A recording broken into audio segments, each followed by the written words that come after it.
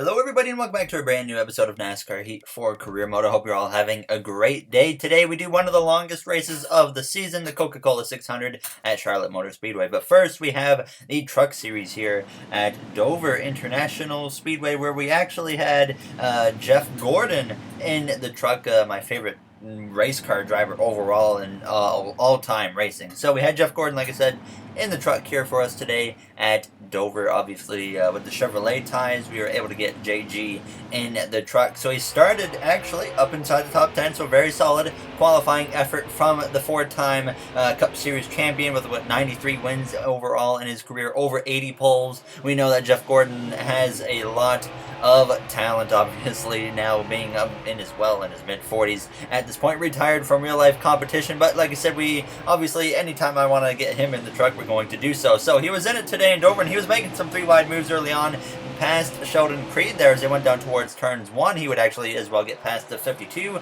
of the Canadian of Stuart Friesen. He would then fight his way up into the 4th position, making a pass now for P3 actually on the 17 of Tyler Ankrum, I believe that is, as he came out of turns 2 side by side with that 17 truck as they went down towards turns 3. And then sure enough, he would make a move on Brett Moffitt there as they actually made contact going down into turns 1. They both pushed way up the track, allowing the 16 of Brett Moffitt to go by on the inside. So Jeff would be making a move for P2, but unfortunately fall back down to P3, as he would though be able to clear Brett Moffitt into turn 3 and then set his sights on these trucks in front of him as they got battling for the lead between Moffitt and Matt Crafton. And out of turns 2, Jeff Gordon would look to the inside of Matt Crafton now as they went down towards turn 3, and Jeff sure enough would take over the 2nd position. And as it came through now to the final lap, Brett Moffitt though was able to drive away from the field as Jeff went down into turns 3 and turns 4 for the final time. Tyler Ankrum actually putting on the pressure on Jeff as they came out of turns 4, but it was Brett Moffitt who would come through to win. Jeff Gordon coming through to finish in the 2nd position for our team here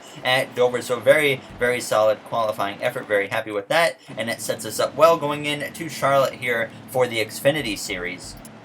Charlotte, a track that we usually run pretty well at in, I think, pretty much every series. And for the Xfinity Series, this time out, we had Mike Wazowski in the car. Yes, you heard that correctly. Mike Wazowski in the car here for us today in the Xfinity Series. You got to watch out for Mike Harmon, who has been apparently dominant all weekend, as Josh Williams has been struggling all weekend as we were getting ready to start here in Charlotte. Once again, a decent qualifying effort from Mike Wazowski as he started just outside the top 10. Now as he went down towards turns 1, it was Justin Allgaier who started on the pole. I believe that is up there in that 1st position as it came through turns 1 and turns 2. Actually, no, it looks like it might be Noah Gragson, because you can see Justin Allgaier there, just there on the right in the number 7 as they went down this back straightaway for the first time here in Charlotte, going down into turn 3. Mike Wazowski making some moves on that inside lane and making up some ground as he was on the inside of the 23 of John Hunter Nemechek, and actually went 3 wide there on the exit of turns 4, but Mike was able to hang on to the position there over Tyler Reddick in the number 2 car as they went down towards turns 1. He would also get past the 7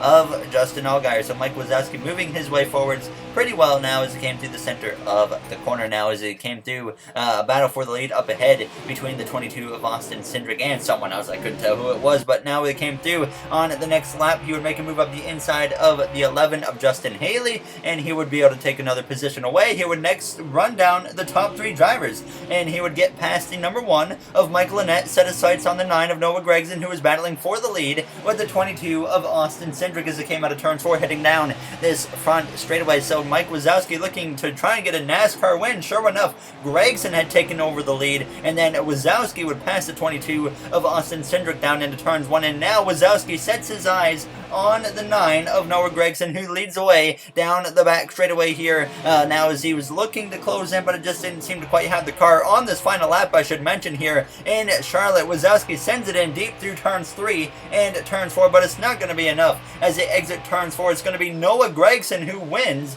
and Mike Wazowski will come through to finish in the 2nd position here for us in Charlotte. So 2 2nd place finishes to start the weekend here so far for this episode. So setting us up nicely for Charlotte in the Cup Series. So now we come to my efforts here in qualifying for the Coca-Cola 600. The same track, the same race that we got our first career win at in the number 41 car, 3 seasons ago now, so quite a while ago. And obviously we would love to get another Coca-Cola 600 victory, just another crown jewel victory would be nice. And we come through now into turn 3 and turn 4, pretty good through turn 3, but the car got pretty loose there and I had to correct it a little bit. It just came out of turn 4 heading down this front straightaway for the final time, or not the final time, but the only time in qualifying. We come through with a 29.661 and we go P13, so not a bad qualifying effort, maybe a little bit more in the car if I wasn't so loose. But on the pole, we have Denny Hamlin here for the Coca-Cola 600. So let's get right into the action. Today we're at Charlotte Motor Speedway for the Coca-Cola 600. This event is the longest on the Monster Energy NASCAR Cup Series schedule. At 600 miles, it's a true test of endurance and patience. NASCAR racing is coming up next. All right, thank you, Rick Allen. We're ready to go green here for the Coca-Cola 600 at Charlotte Motor Speedway. Daniel Suarez, our rival, did not have a good practice session. He is starting towards the back of the field, as well as we got Denny Hamlin on pole here alongside his teammate of Kyle Busch, and starting at the back is Landon Castle after failing technical inspection, as we're ready to go green here on the Advent Health car for the first and probably only time this season. You're about to notice a big lighting change because of the whole replay mode thing, but either way, we are underway here for the Coca-Cola 600 at Charlotte Motor Speedway. Here comes the big lighting change just because they haven't synced that into the replay mode correctly, and hopefully that is something that is fixed in NASCAR Heat 5 as we are up on the inside of the 20 of Eric Jones, who's already locked into the playoffs, as well as us. We're locked into the playoffs after winning at Bristol. Other than that, it's been a bit of a rough season. We've had ups and downs here and there, including, like I said, the win at Bristol. We had a good run at Talladega. We had a good run at Martinsville. We dominated Martinsville and then got cleaned out by Daniel Suarez. So, like I said, some big ups, some big downs as well to start this season now as we go to the inside of the 24 of William Byron, one of the best paint schemes of the season from 2019, I believe. Now as we go down into turns 1, already up inside the top 10. Sure enough, we came through turns 3 now on this second lap, trying to get up the inside of our teammate Kurt Busch, as well as actually we're going to get aggressive, make it 3 wide there for a brief moment with Tyler Reddick and Kurt. We move up to P7. We would get to the inside of Kurt Busch on lap 3. We would also go to the inside of Eric Almirola. Denny Hamlin, he was already driving away. Denny Hamlin so fast once again, like I said so many times already this season, and it looks like he's going to be tough to beat here in the Coca-Cola 600, but we were moving our way forwards pretty well. We came through now on lap 5, and we had passed Ryan Blaney. We were up to P6 now on lap 10. Clint Boyer just in front of me as we were trying to run him down, but the cars seemed to kind of stall out right at this point. We came through on lap 11 out of turn 4. We were closing in a little bit, but now we have a spin from behind. The 31 of Tyler Reddick here on lap 11 goes spinning into the outside wall. Looks like he blew a tire. The caution comes out. We all come to the pit lane for 2 cans of fuel and 4 tires, and we gain 1 spot to get up to P5. Denny Hamlin and Kevin Harvick will lead the way back to the green flag here. Joey Logano and Clint DeBoyer on the pole, or on the second row, sorry, not the pole. And then we got myself and Kyle Busch here on row number 3 for P5 and P6. Martin Truex Jr. just behind myself. So once again, you kind of see the trend this season. Joe Gibbs Racing as a whole seems to be very strong. Denny Hamlin winning multiple races. Kyle Busch started the season off with a Daytona 500 victory, and then we had Truex win on field strategy in Texas. Eric Jones got a win recently, as well as I believe that was Talladega. So he kind of lucked into that victory, obviously, on field strategy too, like Truex did. But we come through down this front straightaway, completing this first lap since the restart on the inside of Clint Boyer, trying to take over the 4th position, as we sure enough we would clear him down into turns 1. Harvick had moved his way up into 2nd, but on the exit of turns 2 on lap 18, I hit the apron and allowed Martin Truex Jr. to pounce on the opportunity, as he definitely had a lot of speed. I was running really good laps, I felt, and Truex was able to stick with me right there and put the pressure on. But he would get into a battle with Joey Logano and bring myself back into the mix. So we actually got back to the inside of Truex. Harvick had actually taken the lead away from Hamlin. So Hamlin looking like he's slowing up a little bit here as we get towards the end of this first stage. Now as we would look to the inside of Logano, continue to battle him side by side down into turns 3 on lap 22. But I would actually try a bit of a quote-unquote slide job and clear him through turns 4, take over P3 as we came through now to the final lap of the first stage. Harvick under a lot of pressure from Denny Hamlin as they come out of turns 2, as we're going to head down this back straightaway for the final time here in stage 1 before the sun starts to set a little bit. Our teammate Kurt Busch up into P4 just behind us. He won recently as well, and he is locked into the playoffs as we come through turns 3 and turns 4 for the final time here in stage 1. And it's going to be Kevin Harvick, though, who was able to hang on to the stage victory. Hamlin 2nd, myself P3, as we cross the line just in front of our teammate of Kurt Busch, who rounds out the top 4. Truex gets a 5th place finish here in stage 1, and Kyle Busch rounds out the top 10 for any stage points now, as we would once again come back to the pit lane for 2 cans of fuel, 4 tires, and get ready to go green. I made a slight adjustment there with the grill tape as well, hoping that it would help us a little bit. Kurt Busch would have a awful pit stop, lose 6 positions now as he will restart P10 here as we get ready to go green for the start of the second stage here in the Coca-Cola 600. So far we've shown some considerable speed. We might have a chance to contend for a win. It's going to be tough to tell so far, but the sun has set now. I hope that they work on the transition in the Coca-Cola 600 to NASCAR Heat 5 a little bit more, because it goes from just straight up daylight to this, and I think it's a little bit too significant. But either way, we go down this back straightaway side by side with Denny Hamlin down into turn 3, trying to take over the second position, and I send it in pretty deep, and now we're going to climb up the track as we exit turn 4. Austin Dillon up in the mix as well. He has won the Coca-Cola 600 in his career one time back in, I think, 2017, if I remember correctly, there as we hit the apron again now on lap 2, and that's going to allow Truex to get past me, the 2 of Keselowski as well to go past as we drop down to the 5th position. Sure enough, now on lap 6, Logano and Kyle Busch, they had moved their way forwards, and I had dropped off quite considerably. The car just wasn't there in the second stage, and Logano and Kyle Busch, they had both driven past me. Come through now on lap 12 of the stage. Kyle Busch and Logano still battling it out, and I was actually surprisingly able to hang with them a little bit here as we came through out of turns 4, just right on the back of that 18, but clearly not showing the speed that we had in that first stage, so I was a little bit concerned as Kyle Busch looked to the inside of Joey Logano as we went down into turns 1, and sure enough, I'm going to try and pounce on the opportunity as well to get back up into the 6th position down this back stretch now, as Harvick would continue to lead the way, and if this stage stays green, we are going to have to make a green flag pit stop, so I was starting to keep that in mind as we would slide up in front of Logano just barely, kind of like I did earlier on him, as well as we would take the 6th position back from Logano. We came through now on lap 18 trying to pass Kyle Busch. You see Denny Hamlin coming into the pit lane. Fuel was becoming an issue. The fuel light just came on, and we had drivers coming into the pit lane quite constantly. We come through on lap 19. I decided, okay, we're going to come into the pit lane right here now with just a few laps to go in the stage. We clear Kyle Busch, who slows up way early. We get down to the pace speed, or the pit speed, and we would put 4 tires on the car, 2 cans of fuel, and we would come out just behind the 2 of Keselowski. So obviously just going to kind of cycle out where we came in here, as everybody did take 2 cans of fuel, 4 tires. We came to the final lap of the stage. We had cycled out in P6, but actually just behind Austin Dillon in the 3, who seems to be showing some actual speed here today in that RCR number 3 as we go down this back straightaway for the final time, just in front of Joey Logano here, as keep in mind this is a 4-stage race, so we still got plenty of racing to go here in the Coca-Cola 600 as we come through turns 3 and turns 4 for the final time. I had nothing for the 3 right here, so I didn't even bother trying to make a big move on him as we go down this front straightaway. We're going to come through, though, to cross the line to get P6 here in stage 2, so like I said, just didn't quite have the same speed in the car that we did in stage 1, but I was still confident that we'll be able to turn it around here in these final 2 stages. So half of the race is complete here, as you see a few drivers actually electing to come to the pit lane. Denny Hamlin, Austin Dillon, Joey Logano. I would stay up, and we were getting 2 positions and get ready to go green here from P4 for the start of the 3rd stage here in the Coca-Cola 600. Once again, we are underway. Keselowski joins Kevin Harvick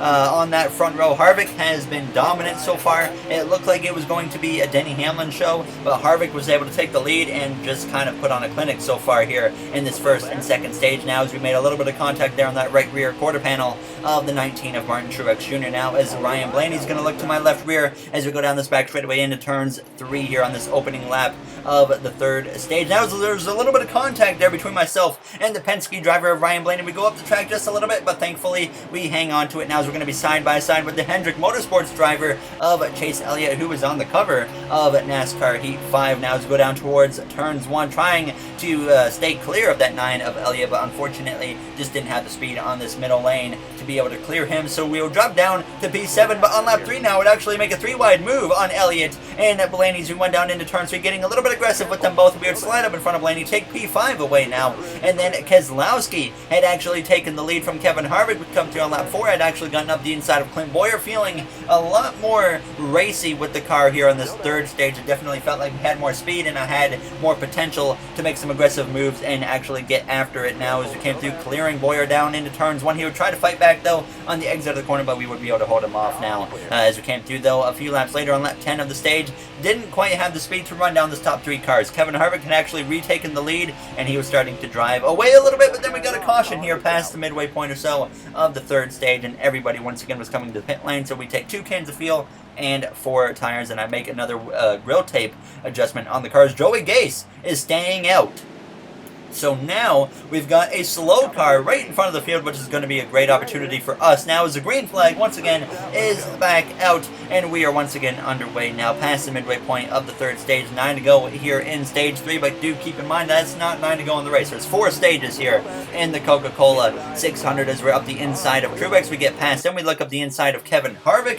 Joey Gase leads away as we exit turns 2. Keselowski's going to look to the inside of him, and I'm also going to look to the inside actually of Keselowski's. We're going to be 3 wide going down into turn 3, a little bit of contact there from the 2 of Keselowski as we send it into the corner, we hit the apron, and now we slide up into the side of the 66, so all of a sudden we completely blow any chances away of taking the lead. Keselowski goes through on the bottom, and so does Clint Bowyer, so we fade down into P3, and they started to drive away a little bit. So like I said, just seeing that we just don't quite have that speed to lead here as we go down into turns 1, though on the final lap of the stage, we had actually run down Clint Bowyer, so all of a sudden I was having to maybe a bit of a reevaluation. Maybe we do have some long run speed that will allow us to contend, but obviously the final stage is not going to be very long as we go down into turn 3, though, for the final time, hitting the apron again as we come through the center of the corner, but still not enough for Clint Bowyer anyways, and it's going to be Keselowski who wins stage 3. We come through to cross the line in P3 here for the 3rd stage as we get ready to go green for the 4th and final stage. Kevin Harvick rounds out the top 5 after dominating the first 2. Hamlin sneaks into the top 10